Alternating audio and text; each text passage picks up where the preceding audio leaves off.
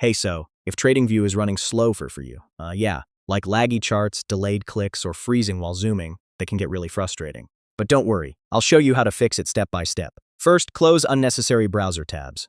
Too many tabs eat up memory and slow down TradingView performance. Next, check your indicators. If you're using too many indicators at once, it can heavily slow down the chart. Now, make sure you're using a simple chart style. Heavy chart types can reduce performance, so switching to candlesticks helps. If your chart is still lagging, try changing time frame. Lower time frames can load more data and slow things down. Browser extensions can also cause lag, especially ad blockers or script blockers. Try turning them off temporarily. Now, old browser data can slow everything down, so clear your cache and cookies, then reload TradingView. If it's still slow, try incognito mode. This gives you a clean session without extensions interfering. And finally, switch browsers if needed. Some browsers handle TradingView more smoothly than others.